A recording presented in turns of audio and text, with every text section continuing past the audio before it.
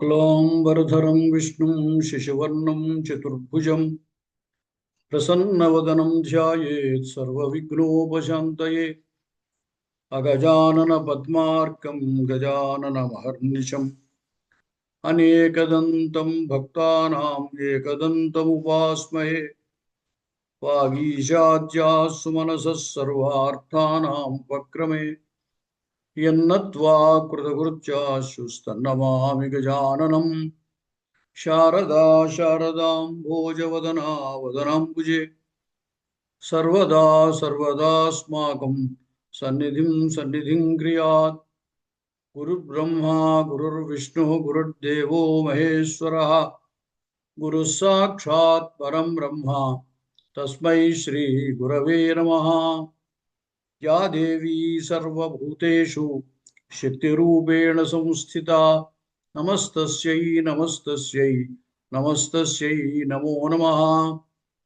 అమ్మలగన్నయమ్మ ముగురమ్మల మూలపుటమ్మ చాలా పెద్దమ్మ సురారులమ్మ కడుపారడి పుచ్చినయమ్మ తన్నులో నమ్మిన వీర్పుటమ్మల మనమ్ముల ఉండెడియమ్మ దుర్గమాయమ్మ కృపాబ్ధి ఇచ్చుత మహత్వ కవిత్వ పటుత్వ సంపదల్ బాలార్కాయుత తేజసాంతృణయనాం రక్తాంబరోల్లాసినీం నానాలంకృతి రాజమానవపుషాం బాలోడురాట్శేఖరాం హస్తైరిక్షుధనిసృణిం సుమశరం పాశం ఉదాబిభ్రతీం శ్రీచక్రస్థిత సుందరీం త్రిజగతాం ఆధారభూతాం స్మరేత్। దేవీ భాగవతం నామ పురాణం పరమోత్తమం त्रैलोक्य जननी साक्षात् गीयते यत्र शाश्वती। श्रीमद्भागवतं यस्तु पठेद्वा शृणुयादपि श्लोकार्धं श्लोकपादं वा स याति परमां गतिम्।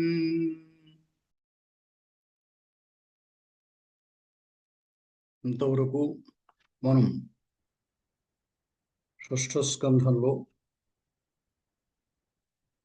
నిన్నటి రోజున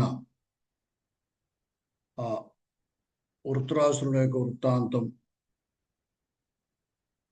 నహుషుడు ఇంద్ర పదవి నుండి చ్యుతుడై సర్పరూపంలో ఉండడం, ఇంద్రుడు మళ్ళీ తన యొక్క ఇంద్ర పదవిని పొందడం, ఈ విషయాలు చెప్పుకున్నాం. తదనంతరం జనమేజయ మహారాజు వ్యాసుల వారిని అడిగాడు, స్వామి మహర్షి, ఇంద్రుడంతటి వాడు ఈ విధంగా పదవీచ్యుతిని పొంది తాను చేయకూడనటువంటి బ్రహ్మహత్యను చేసి పదవీచ్యుతుడై మళ్ళీ అమ్మ దయ వల్ల, దేవి దయ వల్ల మళ్ళీ ఆ పదవిని పొందాడు. ఎంతోమంది గొప్పవాళ్ళు ఇటువంటి కష్టాలని పొందుతున్నారు, దీనికి అంతకీ కారణం ఏమిటి చెప్పవలసింది అని అడిగాడు. అప్పుడు వ్యాసుల వారు అన్నారు, నిబోధ నృపతిశ్రేష్ఠ కారణం పరమాద్భుతం కర్మణస్తు త్రిధా ప్రోక్త గతి తత్వవిదాం వరై సంచితం వర్తమానంచ ప్రారబ్ధమితి భేదతః అనేక జన్మ సంజాతం ప్రాక్తనం సంచితం స్మృతం సాత్వికం రాజసం కర్మ తామసం త్రివిధం పునః శుభం వాపి అశుభం వా భూప సంచితం బహుకాలికం అవశ్యమేవ భోక్తవ్యం సుకృతం దుష్కృతం తథా. కర్మ వీటన్నిటికీ కారణము. ఈ కర్మ 3 రకాలుగా ఉంటుంది: సంచితము, ప్రారబ్ధము, వర్తమానము అని. ఆ చేసినటువంటి కర్మ యొక్క ఫలాన్ని అనుభవించక తప్పదు. ఆ కర్మ శుభకర్మైనా అశుభకర్మైనా సరే ప్రాణిభిః ఖలు భోక్తవ్యం ప్రారబ్ధం నాత్ర సంశయ. జ్ఞానము చేత సంచిత కర్మ ఆగామి కర్మలను నాశనం చేసుకోవచ్చు. కానీ అంటే వర్తమానంలో చేసేటువంటి కర్మ, ఆ కర్మ ఫలాన్ని ఆ అపేక్ష లేకుండా కనుక నిష్కామ కర్మగా కనుక చేసినట్టయితే ఇంకా ఆగామి కర్మ ఫలం ఉండదు. ప్రారంధము ఎలాగా ప్రారంభం అయిపోయింది కాబట్టి ఆ ప్రారంధం వల్ల వచ్చినటువంటి ఆ కర్మ యొక్క ఫలితాన్ని అనుభవించక తప్పదు అని చెప్తారు. ప్రాణిభిః ఖలు భోక్తవ్యం ప్రారబ్ధం నాత్ర సంశయ అవశ్యమేవ కర్మాణి భోక్తవ్యానీతి నిశ్చయ అని చెప్పారు. ఆ విధంగా కర్మఫలం కారణంగానే ఎవరు ఎంతటి గొప్పవాళ్ళైనా ఆయా కష్టాల్ని అనుభవించేటువంటి పరిస్థితి వస్తుంది. వాసుదేవుడు శ్రీకృష్ణ పరమాత్మ కారాగారంలో జన్మించాడు. అలాగే యాదవులందరూ కూడా విప్రశాపం వల్ల నాశనాన్ని పొందారు. శ్రీకృష్ణుడు ఒక వ్యాధుని యొక్క బాణానికి తనువు చాలించాడు. అలాగే ఇంద్రుడు ఎన్నో కష్టాలు కూడా అనుభవించాడు. ఇలా ఇవన్నీ కూడా వారి వారి యొక్క కర్మఫలాల వల్లనే జరుగుతూ ఉంటాయి అని చెప్పాడు. తదనంతరం జనమేజయ మహారాజు ధర్మాచరణలో, అంటే కర్మ అంటే ధర్మం అధర్మం ఈ రెండూ కూడా కర్మ కిందే లెక్క. వేదచోదితమైనటువంటి ధర్మము చేస్తే దాని కారణంగా తత్ఫలంగా పుణ్యాన్ని పొందుతాడు. అలా కాకుండా తను స్వేచ్ఛగా తోచిన విధంగా అకర్మలు చేయకూడనటువంటి కర్మలు చేసినట్టయితే పాపాలు పొందుతున్నాడు, నరకం అనుభవిస్తున్నాడు. అయితే ఈ ధర్మాచరణ అనేటువంటిది ఏ ఏ యుగాల్లో ఎలా ఉంటుంది అనే విషయాన్ని కాస్త వివరించి చెప్పవలసింది అన్నారు.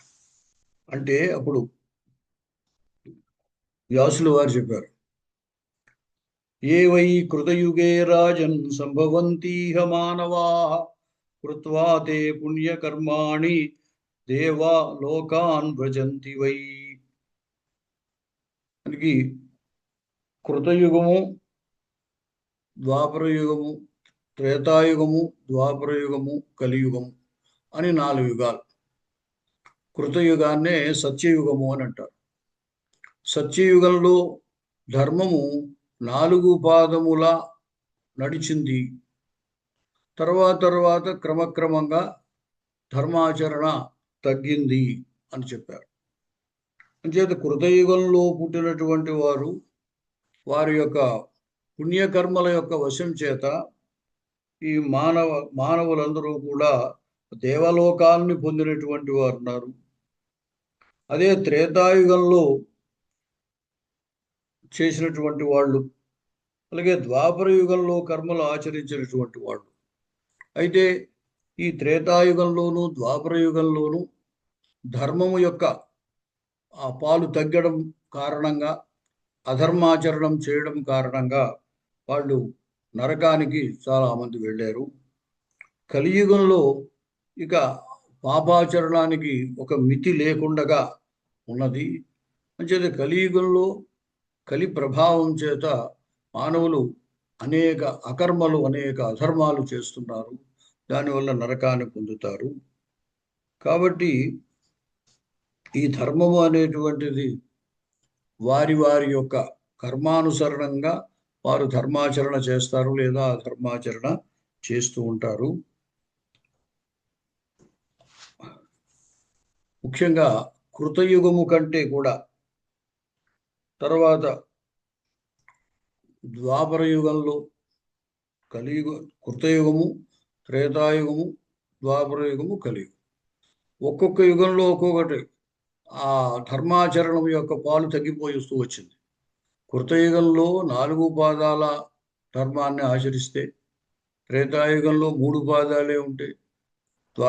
ద్వాపర యుగంలో 2 పాదాలే ఉంది. ద్వాపరేచ విశేషేణ న్యూనా సత్యయుగ స్థితి. ఆ సత్యయుగ స్థితి కంటే ద్వాపరంలో ఆ ధర్మయుగ యొక్క పరిస్థితి చాలా న్యూనమైపోయిందయ్యా. అదే చివరికి కలియుగంలో ఇంకా మార్పులు పొందింది. అసత్యవాదిన వేదధర్మ వివర్జితా దాంభికా లోకచతురా మానిన శూద్రసేవాపరా వేదనిందాకరా క్రూరా ధర్మభ్రష్టాదివాదుకా. ఈ విధంగా కలియుగంలో మానవులందరూ ఉన్నారు. అలా అవుతారు అని చెప్పారు అనుకోండి తింటూ. కాబట్టి భవిష్యంతి కలవు రాజన్ యుగే వృద్ధింగతా కిలా. ఈ ద్వాపర యుగంలోనే తగ్గితే కలియుగంలో ఇంకా ధర్మభ్రష్టులై వ్యవహరిస్తూ ఉంటారు. కామచారా స్త్రియ కామలోభ మోహ సమన్వితా పాపా మిథ్యాభివాదిన్యా సదా క్లేశరతా స్వభర్తృవంచకా ధర్మభాషణ పండితా భవత్యేవం విధానార్య పాపిష్ఠాశ్చ కలౌ యుగే. కలియుగంలో స్త్రీలు కూడా ఈ విధమైనటువంటి కామాచారులు పరులవుతూ ఉంటారు, మిథ్యావాదులు అవుతూ ఉంటారు, అబద్ధాలు చెబుతూ ఉంటారు, భర్తలను కూడా వంచన చేస్తూ ఉంటారు. అటువంటి పరిస్థితి కలియుగంలో ఉంటుందయా. దీనికి ఇంకొక కారణం ఉంది చూడు. దేనికైనా సరే, ఏ కర్మాచరణకైనా సరే ద్రవ్యశుద్ధి తప్పనిసరిగా ఉండాలి, ఆహార శుద్ధి ఉండాలి, కర్మశుద్ధి ఉండాలి. అప్పుడే ఆ యజ్ఞయాగాది క్రతువులు సత్ఫలితాన్ని ఇస్తాయి. ఆహార శుద్ధ్యానుపతే చిత్తశుద్ధిస్తు జాయతే. ఆహార శుద్ధి ఎందుకు అంటే దానివల్ల చిత్తశుద్ధి కలుగుతుంది. శుద్ధే చిత్తే ప్రకాశస్యాద్ధర్మస్య నృపసత్తమా. వృత్త సంకర దోషేణ జాయతే ధర్మసంకర. ధర్మస్య సంకరే జాతే నూనం స్యాత్ వర్ణ సంకర. ఏవం కలియుగే భూప సర్వధర్మ వివర్జితే స్వవర్ణ ధర్మవార్తైష న కుత్రాప్యుపలభ్యతే. కలియుగంలో ఇలా ఉంటుందయా అని చెబుతున్నాడు. ఆహార శుద్ధి ఉండదు. ఆహార శుద్ధి లేకపోతే చిత్తశుద్ధి ఉండదు. చిత్తశుద్ధి లేకపోతే ధర్మాచరణ పట్ల ప్రవృత్తి ఉండదు. ఆ విధంగా ధర్మము కనుక సరిగ్గా ఆచరించకపోతే, ధర్మ సంకరం కనుక జరిగినట్టయితే దానివల్ల జాతి సంకరం కూడా అవుతుందయ్యా. అందుచేత ఇది రాబోయేటువంటి కలియుగంలో ఉన్నటువంటి రాబోయేటువంటి పరిస్థితి. అంచేత సర్వథా కర్మాచరణం అనేటువంటిది చిత్తశుద్ధితో చేయవలసినటువంటిది. ఆ చిత్తశుద్ధి లేకపోయినట్లయితే, ఆ చిత్తశుద్ధి ఉండాలి అంటే ఆహార శుద్ధి కూడా ఉండాలి. ఇప్పుడు ఈ రోజుల్లో మనం ఏం తింటే ఏమిటండి, ఎక్కడ తింటే ఏమిటండి అనేటువంటి ఆలోచన వస్తూ ఉంటుంది. అందుచేత ఏమిటంటే ఆహార శుద్ధి కనుక లేకపోతే మనకు వచ్చేటువంటి ఆలోచనల్లో కూడా పరిపక్వత, ధర్మనిష్ట ఉండదు.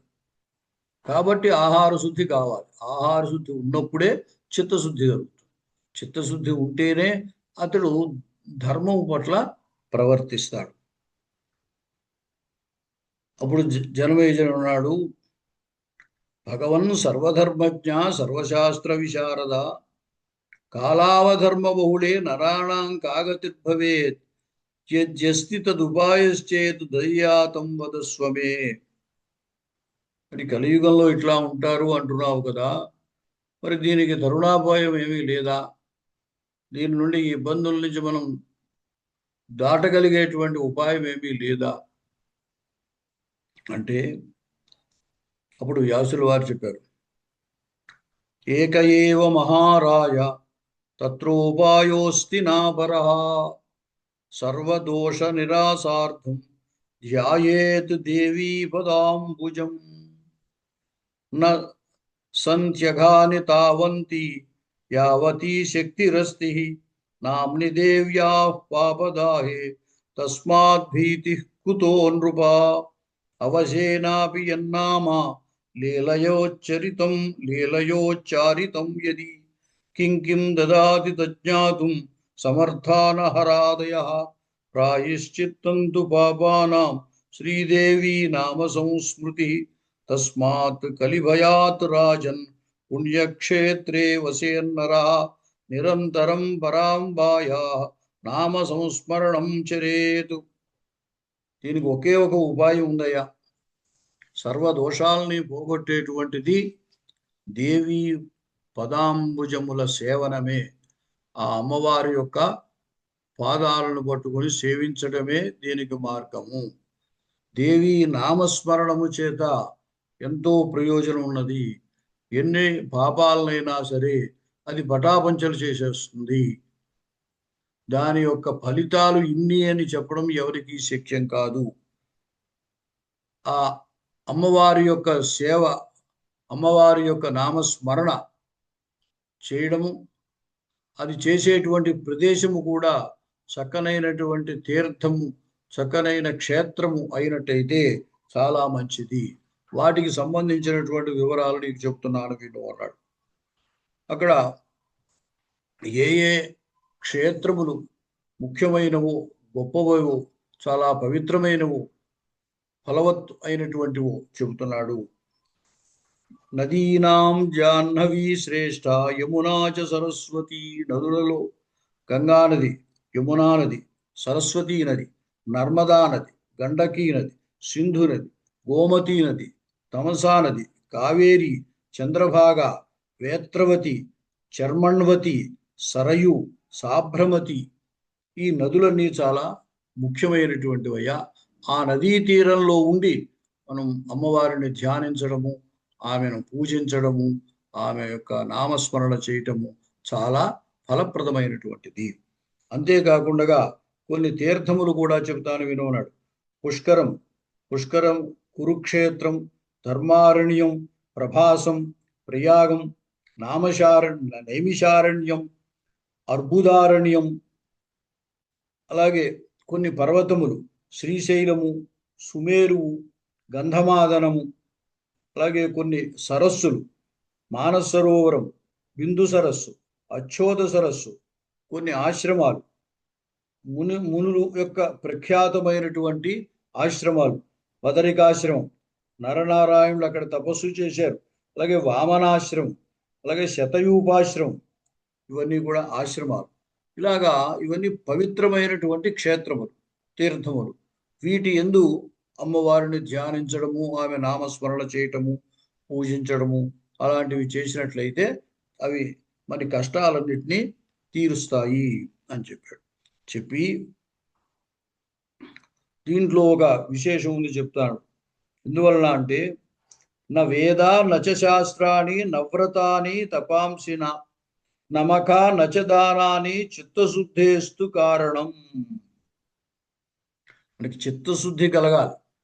చిత్తశుద్ధి కలగాలంటే ఇటువంటి తీర్థముల యందు ఉండి మనం కార్యాచరణ చేసినట్టయితే చిత్తశుద్ధి కలుగుతుంది. కేవలము వేదాధ్యయనం వల్ల కానీ, శాస్త్రాధ్యయనం వల్ల కానీ, వ్రతముల వల్ల కానీ, తపస్సు వల్ల కానీ, యజ్ఞముల వల్ల కానీ, దానముల వల్ల కానీ చిత్తశుద్ధి లభించదు. చిత్తశుద్ధిమయం తీర్థం గంగాదిభ్యోతి పావనం యది స్యాద్ దైవయోగేన క్షాళయంత్యాంతరం మలం. దైవయోగం చేత అట్లా కనుక మనం చేయగలిగినట్టయితే మనకి చిత్తశుద్ధి కలుగుతుంది. ఆ చిత్తశుద్ధి లేకపోవడం వల్లే రాగద్వేషాలు కలుగుతాయి. పూర్వం ఒకప్పుడు హరిశ్చంద్రుడి కారణంగా విశ్వామిత్రుడు, వశిష్ఠుడు కలహించుకున్నారు. ఆ చిత్తశుద్ధి లేకపోవడమే కారణం. ఆ అహంకారంతో వాళ్ళు ఉభయులు కూడా పరస్పరం శపించుకుని కలహించారు. ఆ వృత్తాంతం చెబుతాను విను అన్నాడు. హరిశ్చంద్రో నృపశ్రేష్ఠ త్రిశంకుతనయ పురా బభూవ రఘువంశీయో రామచంద్రస్య పూర్వజ. ప్రాచీన కాలంలో హరిశ్చంద్రుడు అనేటువంటి ఒక మహారాజు ఉండేవాడు. అతడు త్రిశంకుని యొక్క కుమారుడు, సూర్యవంశంలో జన్మించిన వాడు. శ్రీరామచంద్రమూర్తికి ప్రాచీన కాలం పూర్వజుడు.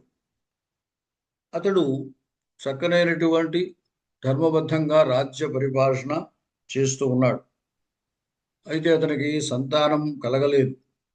కలగబోతే వరుణయాగం చేశాడు. అనపత్య స రాజర్షి వరుణాయ మహాకృతుం ప్రతిజజ్ఞే పుత్రకామో నరమేధం దురాసదం. ఆ వరుణుణ్ణి ప్రార్థించి ఏమన్నాడంటే, నేను వరుణయజ్ఞం చేస్తాను, దాంట్లో నరపశువుని సమర్పిస్తాను. నరమేధం అంటారు దాన్ని, అశ్వమేధములాగా నరమేధం చేస్తాను అని అన్నాడు. నాకు సంతానం కలిగినట్టయితే నరమేధం చేస్తాడు. వరుణ తస్య సంతుష్ట యజ్ఞస్య నియమే కృతే. ఆ విధంగా మాట ఇచ్చాడు వరుణుడికి. వరుణ, యజ్ఞం చేస్తాను నేను, దాంట్లో నరమేధం చేస్తాను అని మాట ఇచ్చాడు. వరుణుడు సరే అని ఆశీర్వదించాడు. ఆ ప్రకారంగా కొంతకాలానికి ఈ హరిశ్చంద్రుని భార్య గర్భవతి అయింది. దధార గర్భం రాజ్ఞస్తు భార్య పరమసుందరి. ఆమె గర్భము దాల్చింది. కొంతకాలానికి ఆ గర్భ సంస్కారాది క్రియలన్నీ చేశారు. 9 నెలలు నిండిన తర్వాత ఆమె చక్కని మంచి లక్షణములు కలిగినటువంటి, రాజలక్షణములు కలిగినటువంటి కుమారుణ్ణి కన్నది. సుషువే తనయం నారీ సర్వలక్షణ సంయుతం ముదం ప్రాప నృపస్తత్ర పుత్రే జాతే విశాంపతి. ఆ విధంగా చక్కగా కుమారుడు జన్మించాడు. అతనికి జాతకర్మాది సంస్కారాలన్నిటి కూడా చేశాడు. అయిన తరువాత వరుణుదేవుడు వచ్చాడు. వచ్చి, ఏమయ్యా నీకు సంతానం కలిగింది, నువ్వు మరి, అతడు బ్రాహ్మణ వేషంలో వచ్చాడు. అతడు పుత్రుడికి జాతకర్మాది కర్మలన్నీ చేసి, హరిశ్చంద్రుడు పుత్రుడికి జాతకర్మాదులన్నీ చేసి ఏదో బ్రాహ్మణులందరినీ సత్కరించడము అది చేస్తున్నాడు. ఆ సందర్భంలో వరుణుడు విప్రవేషంలో వచ్చాడు, బ్రాహ్మణ వేషంలో వచ్చి దగ్గరికి వచ్చిన తర్వాత అన్నాడు, రాజా, నీవు నరమేధం చేస్తాన్నావు, మరి నీకు పుత్ర సంతానం కలిగింది, నీవు యజ్ఞం చేయవలసిందే అన్నాడు. కురు యజ్ఞం సుతం కృత్వా పశుం పరమపావనం. నీ కుమారుణ్ణే పశువుగా పెట్టి యజ్ఞం చేయవలసింది అన్నాడు. అంటే ఆయన చాలా, హరిశ్చంద్రుడు కంగారు పడ్డాడు, చాలా బాధపడ్డాడు. ఇప్పుడు ఏం చేయాలి? కలగ సంతానం కలిగింది. ఆ కలిగిన సంతానాన్నే ఇప్పుడు యజ్ఞంలో సమర్పించమంటున్నాడు, ఎలాగా అనుకున్నాడు. దానికి ఇంకొక వాయిదా వేయడానికి ప్రయత్నించాడు. స్వామిన్ కరోమితం యజ్ఞం సర్వథా విధిపూర్వకం. తప్పకుండా చేస్తాను. పూర్ణే మాసే విశుద్ధ్యేత ధర్మపత్ని సురోత్తమా. విశుద్ధాయాంతు భార్యాయాం కర్తవ్య స పశోర్మఖ. అయ్యా, ఇంకా నెల కూడా అవలేదు మా కుమారుడు పుట్టి. పురుడు వచ్చినటువంటి స్త్రీకి నెల దాటితే కానీ శుద్ధి కాదు. అందుచేత నా ధర్మపత్ని నెల నిండిన తర్వాత పరిశుద్ధురాలు అవుతుంది. అంచేత యజ్ఞం చేయాలంటే పత్ని పక్కన ఉండాలి కదా. ఆమెకి ఈ జాత అశౌచము అనేది నెల దాటితే కానీ అవదు కదా. కాబట్టి నెల పూర్తయిన తర్వాత యజ్ఞం చేస్తాను. ఎందుకంటే మామూలుగా నామకరణము, బారసాల అంటాం మనం, జాతకర్మాదులు చేసేది 11వ రోజునే చేసేస్తారు. అంటే ఇంకా 20 రోజులు టైం ఉంటుంది నెల గడవాలంటే. అందుచేత ఆ నెల గడిచిన తర్వాత చూద్దాం లేని, ప్రస్తుతానికి కొంచెం వాయిదా పడుతుందిలే, ఆలోచిద్దాం అని అనుకున్నాడు హరిశ్చంద్రుడు. అనుకుని నెల పూర్తయిన తర్వాత ఆమె శుద్ధురాలవుతుంది, అప్పుడు చేస్తాను. సరే, ఆ ప్రకారంగానే వరుణుడు వెళ్ళిపోయాడు. రాజు సంతోషించాడు. కొద్ది రోజులు గడిచేసరికి నెల అయిపోయింది. నెల అయిపోతే మళ్ళీ ఆయన వచ్చేసాడు వరుడు ద్విజ రూపం, బ్రాహ్మణ రూపంలో. ఆజగామ ద్విజో భూత్వా సువేష సుష్ఠుభాషక వాచ వినయోపేత హేతుగర్భం వచస్తదా కృతార్హణం సుఖాసీనం భూపతిస్తం సురోత్తమం వాచ వినయోపేత హేతుగర్భం వచస్తదా. ఆ వరుణుడు వచ్చేసరికి ఈ హరిశ్చంద్రుడు వినయంగా నమస్కారం చేసి ఆయనకి అర్ఘ్యపాద్యాదులు సమర్పించి మళ్ళీ చెప్పాడు, అసంస్కృతం సుతం స్వామిన్ యూపే బధ్నామితం కథం సంస్కృత్య క్షత్రియం కృత్వా యజేహం యజ్ఞముత్తమం. ఇతడు ఇంకా చిన్న కుర్రవాడు, అతడికి ఎటువంటి సంస్కారాలు జరగలేదు. అంటే ఇది నామకరణ, అన్నప్రాశన, చెవుల ఉపనయన ఇత్యాది సంస్కారాలు ఉంటాయి. అంచేత ఆ సంస్కారములు అయినటువంటి వాడిని నీకు సమర్పిస్తాను. అంచేత సంస్కారహీనుడు ప్రస్తుతానికి. ఎందుకంటే సంస్కారము అనేటువంటిది ఈ ద్విజాతులకు, అంటే బ్రాహ్మణ క్షత్రియ వైశ్యులకు ఉపనయనము ద్వారా సంస్కారం పూర్తిగా వచ్చినట్టు. అందుచేత ఆ ఉపనయనము చేసి, ఉపనయనం అయిన వెంటనే విద్యాభ్యాసం చేస్తారు. కాబట్టి అది అయిన తర్వాత అతడు సంస్కృతుడు అవుతాడు. అలా సంస్కృతుడైనటువంటి వాడిని నీకు సమర్పిస్తాను యజ్ఞంలో అని మళ్ళీ వాయిదా వేశాడు. సరే, అప్పుడు వరుడు అన్నాడు, ఏమయ్యా నువ్వు ఇలాగా వచ్చినప్పుడల్లా ఏదో వంక చెప్పి వాయిదా వేస్తున్నావు, నువ్వు నన్ను మోసం చేసినట్టుగా కనపడుతోంది. ప్రతారేసి రాజేంద్ర కృత్వా సమయమగ్రత అన్నాడు. నువ్వు నన్ను మోసం చేస్తున్నావు. నువ్వు నియమం, ఒక మాట ఇచ్చావు, దాని ప్రకారం దానికి కట్టుబడి నువ్వు చేయాలి. నేను వచ్చినప్పుడల్లా దానికి ఏదో ఒక కారణం చెప్పి మళ్ళీ పొడిగించుకుంటూ వెళుతున్నావు అన్నాడు. అంటే ఆయన హరిశ్చంద్రుడు అన్నాడు, కాదండి, తప్పకుండా చేస్తాను, ఈసారి నా మాట నమ్మండి అన్నాడు.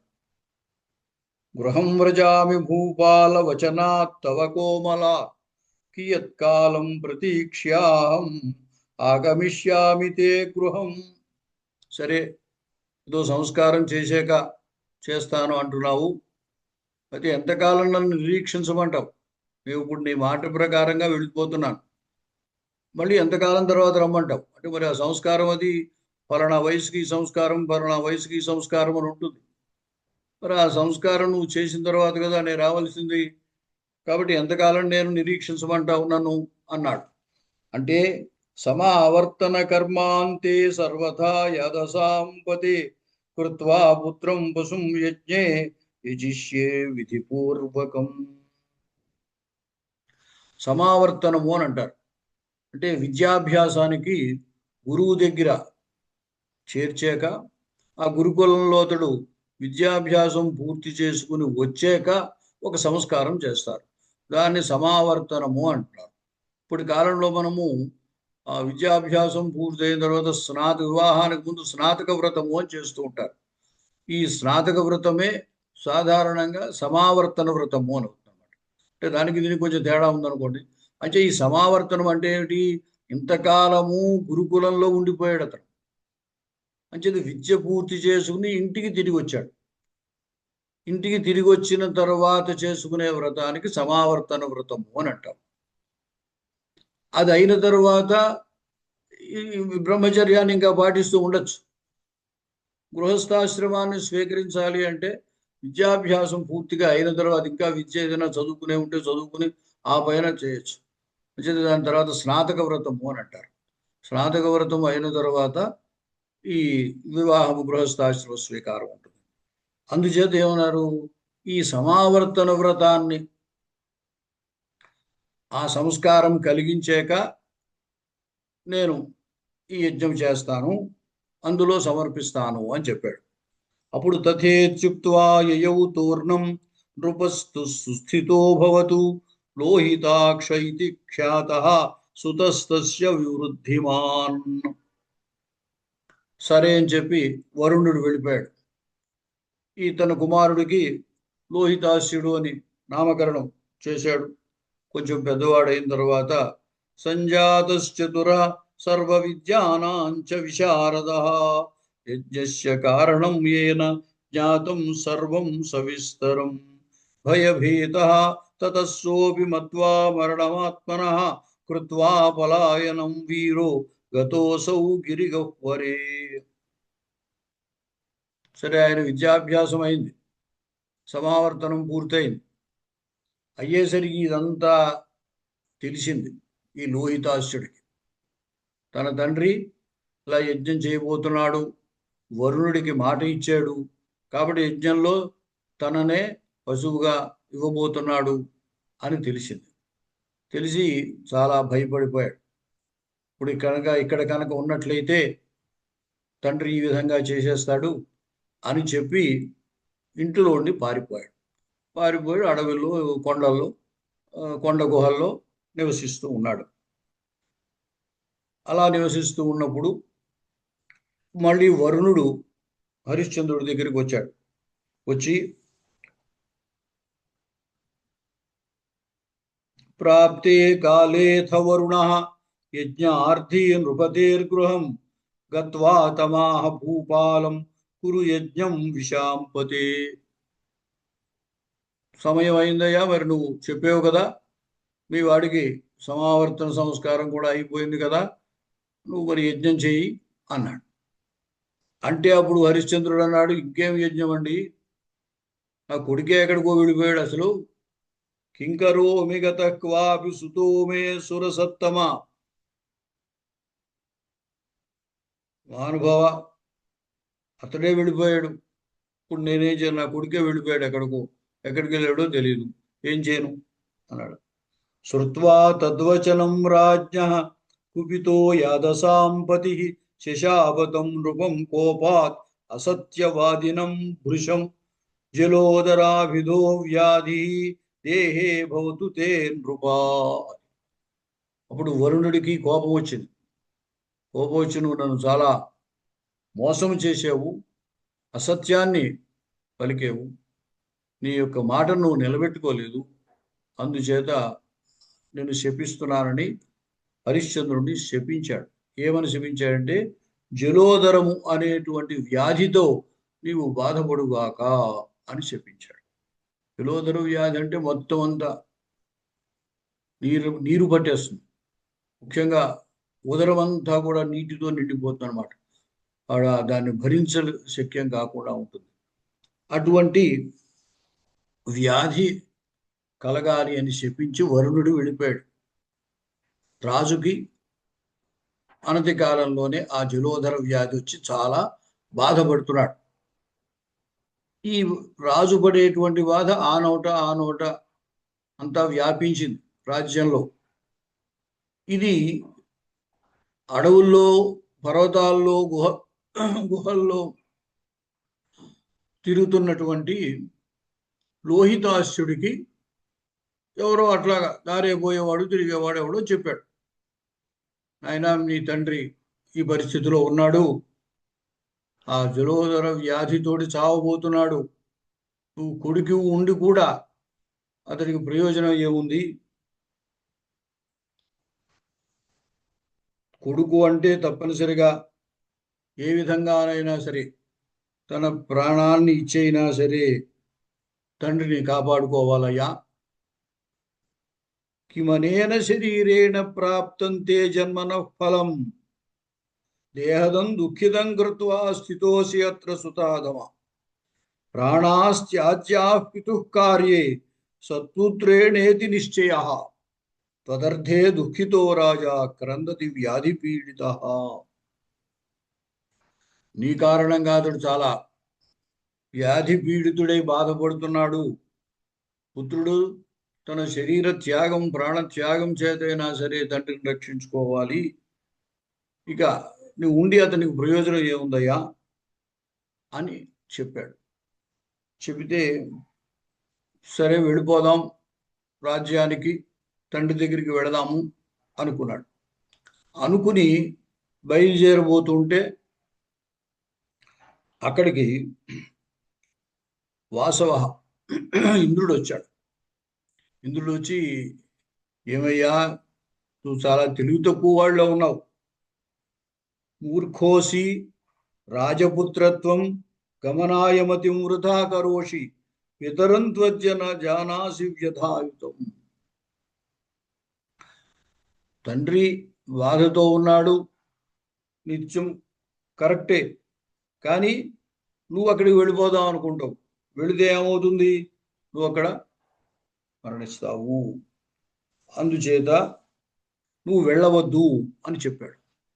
చెబితే ఇంకా గతే త్వయి పితాపుత్రం బద్ధ్వాయూపే అఘృణ పునః పశుం కృత్వా మహాబుద్ధే వదిష్యతి వృధాతురా. నువ్వు అక్కడ వెళితే ఏం జరుగుతుంది? నిన్న ఆ యజ్ఞంలో పశువుగా ఆ యూపస్తంభానికి కట్టి చంపుతారయ్యా, అని చేత వెళ్ళవద్దు అని ఇంద్రుడు చెప్పాడు. చెప్పినప్పటికీ కూడా లోహితాశ్యుడు అంగీకరించలేదు. గమనాయ మతిం చక్రే తదా ఇంద్ర ప్రత్యషేధయతు హరిశ్చంద్రోతి దుఃఖార్త వప్రచ్ఛ గురుమంతికే స్థితం వశిష్ఠమేకాంతే సర్వజ్ఞం హిత తత్పరం. విడిపోదామనే మళ్ళీ అతడు అనుకున్నాడు. అనుకుంటే ఇంద్రుడు మళ్ళీ మాటి మాటికి చెప్పాడు. చెప్పి చివరికి లోహితాశ్యుడు హరిశ్చంద్రుడి దగ్గరికి వెళ్లకుండగా చేశాడు.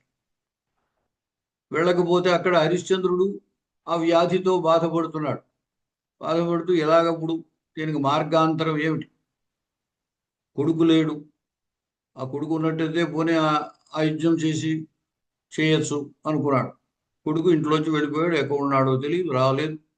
ఎలాగా అనుకుని తన గురువు గారిని అడిగాడు. స్వామి ఆచార్య, ఏం చేయాలి నేను అని.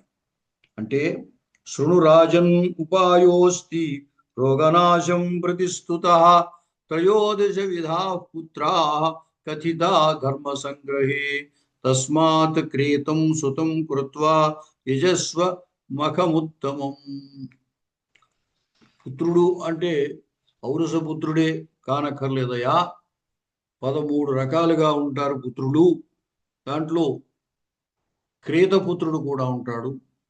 నీవు ఎవరికైనా ధనలోభం ఉన్న వాళ్ళకి, బహుసంతానం ఉన్న వాళ్ళకి డబ్బిచ్చి వాళ్ళ కుమారుణ్ణి తెచ్చుకోవచ్చు. అతడు క్రీతపుత్రుడు అవుతాడు. అతన్ని కూడా నువ్వు ఈ యజ్ఞంలో పశురూపంగా ఇవ్వచ్చు అని ఉపాయం చెప్పాడు వశిష్ఠుడు.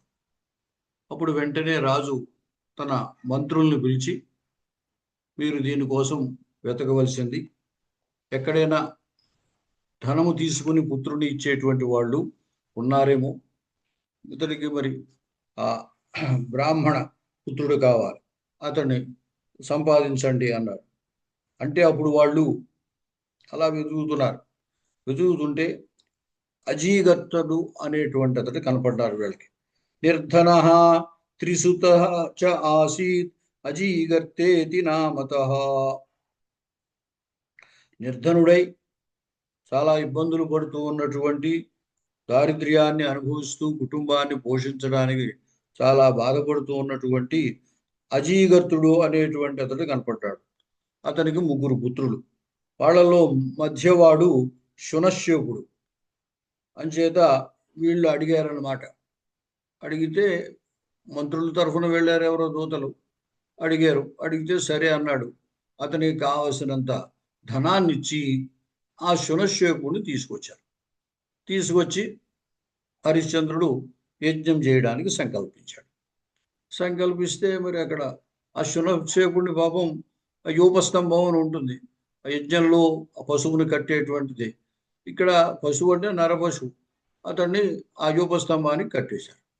అతడు పాపం గోలున ఏడుస్తున్నాడు. ఏడుస్తుంటే అప్పుడు విశ్వామిత్రుడు వచ్చాడు. విశ్వామిత్రుడు వచ్చి, అదేమిటయ్యా, నువ్వు ఇతరుల యొక్క ప్రాణాలని రక్షించడానికి ప్రయత్నం చేసేవాడయ్యా రాజు. క్షతాత్కిల త్రాయత ఇత్యుదగ్రహ క్షత్రస్య శబ్దో భువనేషు రూఢ అని కాళిదాసు చెప్తాడు. ఇతరుల నుండి మనకి దెబ్బ తగులుతూ ఉంటే ప్రజలకి ఆ దెబ్బ నుండి కాపాడేవాడు క్షత్రియుడయ్యా, నువ్వే అతన్ని సంహరిస్తున్నావు. బ్రాహ్మణ్ణి తీసుకొచ్చి అతడికి ఇతడి వల్ల ఇబ్బంది వస్తున్నప్పుడు ఆ ఇబ్బందుల్ని నుంచి అతన్ని కాపాడాలి నువ్వు. అటువంటి ధర్మం క్షత్రియ ధర్మం. అటువంటి నీవు నిష్కారణంగా అతన్ని తీసుకొచ్చి ఇలాగ యజ్ఞంలో పశువుగా సమర్పిస్తున్నావు. ఇది చాలా అధర్మము, ఇది తప్పు, అతన్ని విదిలిపెట్టేయి అని చెప్పాడు. సర్వేషాం సదృశీ ప్రీతి దేహే వేత్సి స్వయం నృప ముంచైనం బాలకం తస్మాత్ ప్రమాణం యది మే వచః. విశ్వామిత్రుడు అంటే సామాన్యుడు కాదు కదా, చేత నా మాట నీకు గౌరవప్రదమైనట్టయితే, అంటే నా మాట మీద నీకేమైనా గౌరవం ఉన్నట్టయితే, నా మాట నువ్వు ప్రమాణంగా అంగీకరించేటట్టయితే నీవు ఇతన్ని వదిలిపెట్టాయి. సర్వజీవులకి కూడా వారి వారి దేహం మీద ప్రీతి ఉంటుంది, అంచేది ఇటువంటి పాపం నువ్వు చేయకయ్యా అన్నాడు. అయితే రాజు తను జలోదర వ్యాధితో బాధపడుతున్నాడు. అంచేత ఈ యజ్ఞములో నరపశువుని ఇవ్వకపోతే ఆ వరుణుడి వల్ల వచ్చినటువంటి ఈ శాపం పోదు. అంచేత తన దుఃఖాన్ని దృష్టిలో పెట్టుకుని అతడు విశ్వామిత్రుడి యొక్క మాటని అంగీకరించలేదు. అనాదృచ్యత తద్వాక్యం రాజా దుఃఖాతురో భృశం నముమోచ మునిస్తస్మై చుకోప అతీవ తాపస. విడిచిపెట్టలేదు అతన్ని, నముమోచ. అయితే అప్పుడు విశ్వామిత్రుడికి చాలా కోపం వచ్చి ఉపదేశం దదౌ తస్మై శునశ్శేఫాయ కౌశిక మంత్రం పాశధరస్యాథ దయావాన్ వేదవిత్తమః శునశ్శేఫోపి తం మంత్రం అసకృత్ వధకర్షితః ప్లుతస్వరేణ చుక్రోశ సంస్మరన్ వరుణం భృశం స్తువంతం మునిపుత్రం తం జ్ఞాత్వా వై యాదసాం పతిః తత్రాగత్య శునశ్శేఫం ముమోచ కరుణార్ణవః. అప్పుడు విశ్వామిత్రుడు ఏం చేశాడంటే, ఆ యూపస్తంభానికి కట్టువేయబడినటువంటి ఆ శునశ్శేపుడికి వరుణ మంత్రాన్ని ఉపదేశించాడు. ఉపదేశించి నువ్వు వరుణుని ప్రార్థించు, ఈ రాజు నిన్ను విడిచిపెట్టట్లేదు, అంచేత నువ్వు వరుణుని ప్రార్థించు అన్నాడు.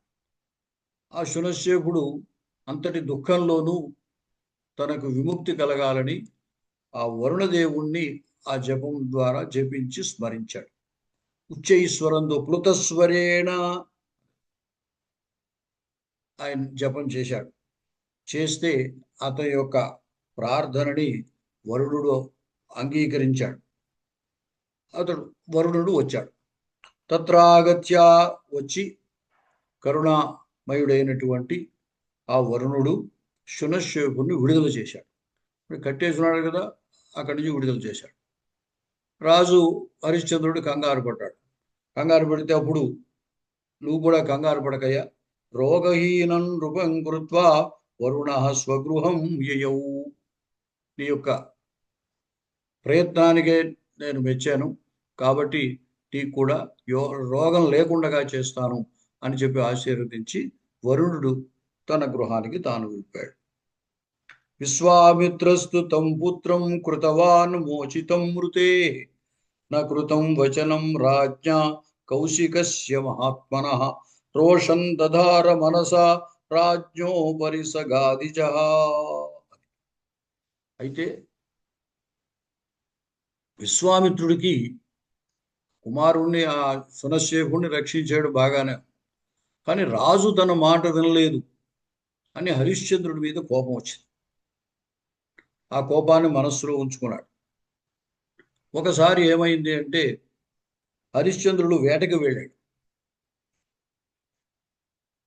ఏకస్మిన్ సమయే రాజా హయారూఢో వనంగతః సూకరం హంతు కామస్తు మధ్యాహ్నే కౌశకీతటే వృద్ధ బ్రాహ్మణ వేషేణ విశ్వామిత్రేణ వంచితః సర్వస్వం ప్రార్థితం తస్య గృహీతం రాజ్యమద్భుతం. హరిశ్చంద్రుడు వేటకు వెళ్ళాడు. వెళ్ళేదో అడవి పందునేదో కొట్టబోయాడు. పుట్టబోతూ ఆ ప్రాంతంలో ఉన్నటువంటి ఆ కౌశికీ నది తీరంలో ఉన్నటువంటి విశ్వామిత్రుడు చూశాడు. ఆ విశ్వామిత్రుడు చూడగానే మహర్షి కదా, ఆయన నమస్కారం చేశాడు. చేసి ఆ విశ్వామిత్రుడు అతని దగ్గర తన సర్వస్వాన్ని దక్షిణగా స్వీకరించాడు. అంటే రాజు కాబట్టి మహర్షి కనపడ్డాడు కాబట్టి మీరు ఆతిథ్యాన్ని స్వీకరించి మీకు కావలసింది కోరుకోవలసిందే అని అన్నాడు. అంటే ఆయన ఏమన్నాడు, మొత్తం రాజ్యాన్ని ఇవ్వమని చెప్పాడు, సర్వస్వాన్ని ఇచ్చాడు. ఆ విధంగా విశ్వామిత్రుడికి లోపల హరిశ్చంద్రుడి పట్ల కోపం ఉండడంతో మొత్తం అతన్ని సర్వస్వాన్ని స్వీకరించాడు దానంగా.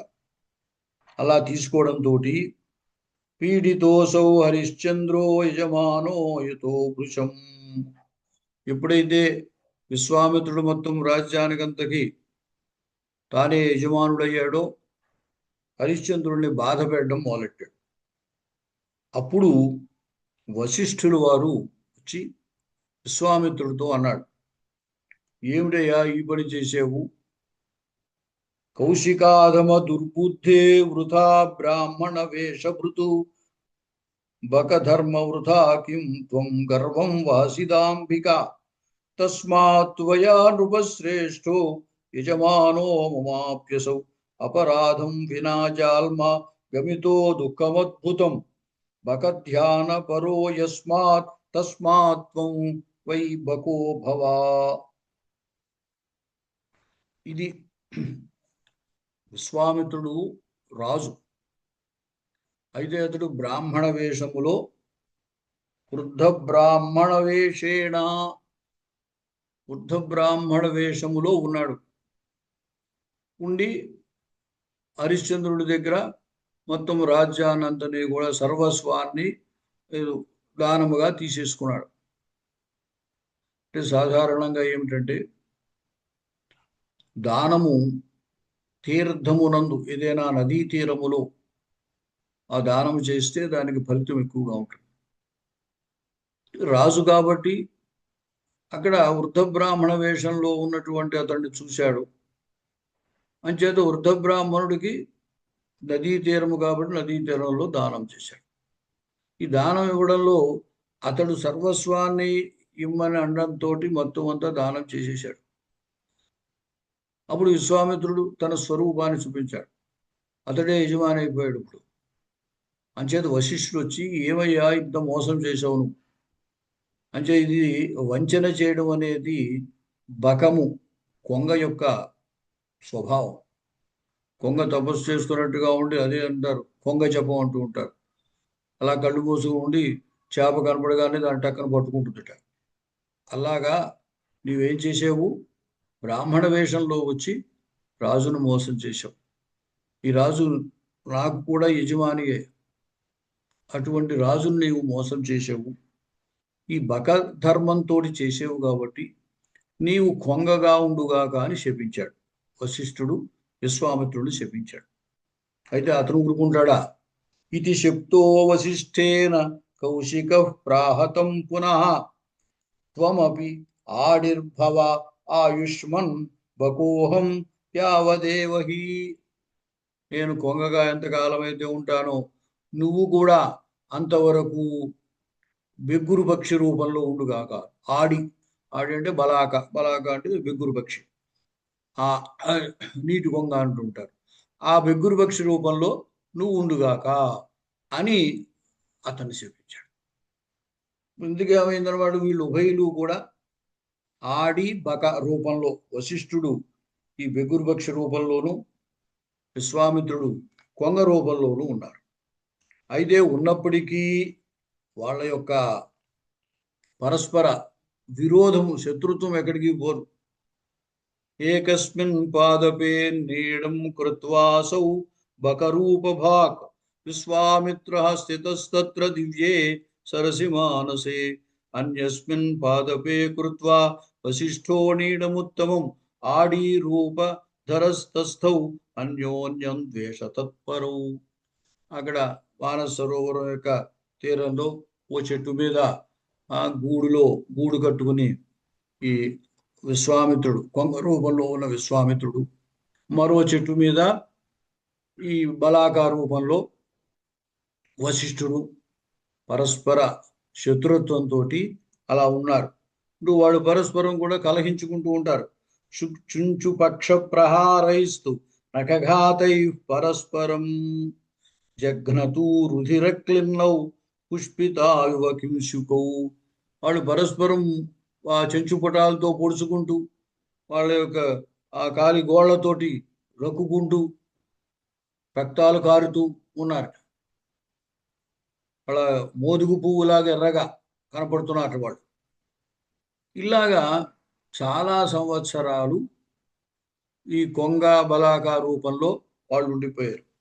అస్తమాడు నిరంతరం కొట్టుకుంటూ ఉన్నారు. వాళ్ళ యొక్క కలహం ఎప్పటికీ తీరట్లేదు. అప్పుడు బ్రహ్మగారు వచ్చారు. యుధ్యమానా ఉభౌ దృష్ట్వా బ్రహ్మా లోకపితామహ తత్రాజగామ అనిమిషై వృతః సర్వై దయాపరై. బ్రహ్మగారు తన యొక్క అనుచరులైనటువంటి దేవతలతోటి అక్కడికి వచ్చి వాళ్ళ యొక్క కలహాన్ని తీర్చి వాళ్ళకి ఆ శాప విమోచనను పరస్పరం శపించుకున్నారు. అంచేత వారు ఉభయుల యొక్క శాపాలని తొలగించి వారి వారి యొక్క స్వస్వరూపాలతోటి వాళ్ళని మీరు వెళ్ళి మీ యొక్క కార్యాలు మీరు చేసుకోండి అని చెప్పారు. శాపం సమ్మోచయామాస తయో క్షిప్తం పరస్పరం తతో జగ్ముః సురాः సర్వే స్వానిధిష్ణాని పద్మభూః సత్యలోకం జగామాసు హంసారూఢ ప్రతాపవాన్ విశ్వామిత్రోపి అగాత్తూర్ణం వసిష్ఠస్వాశ్రమం గతః మిథః స్నేహం తతః కృత్వా ప్రజాపత్యుపదేశతః మిత్రావరుణినాప్యేవం కృతం యుద్ధమకారణం కౌశికేన సమం భూప దుఃఖదంచ పరస్పరం. ఆ విధంగా బ్రహ్మ యొక్క అనుగ్రహం చేత వారిద్దరూ కూడా పరస్పరము తమ తమ యొక్క స్వస్వరూపాలను పొందినటువంటి వారై బ్రహ్మ యొక్క ఉపదేశంతో పరస్పరము స్నేహంగా మెలగడం ప్రారంభించారు.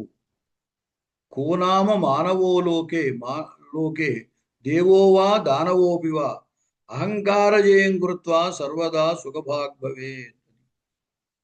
ఈ మానవలోకంలో మానవుడు కానీ లేదా దేవలోకంలో దేవతలు కానీ లేదా దానవులు కానీ ఎవరైనా సరే అహంకారాన్ని జయించాలి.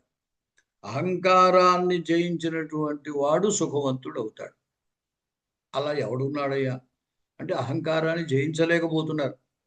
అహంకారాన్ని జయిస్తే సుఖంగా ఉండొచ్చు, అది జయించలేకే అందరూ బాధలు పడుతున్నారు.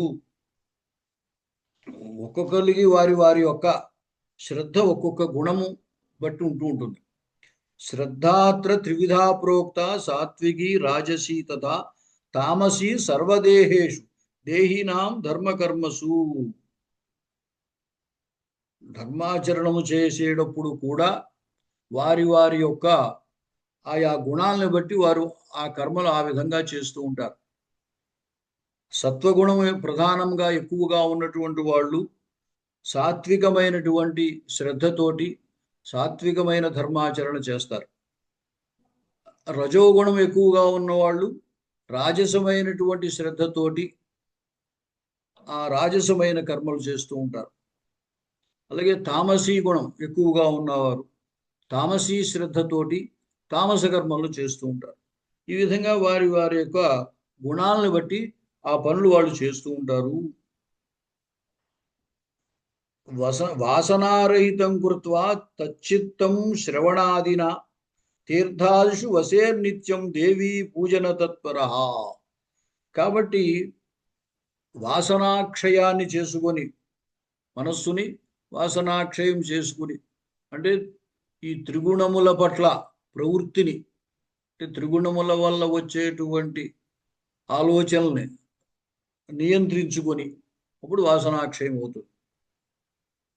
ఆ విధంగా శ్రవణాదులు శ్రవణ మనన నిధ్యాసలు అంటారు కదా, అంచేత శ్రవణాదుల చేత చిత్తశుద్ధిని పొంది తీర్థములలో ఈ దేవి పూజన చెయ్యాలి.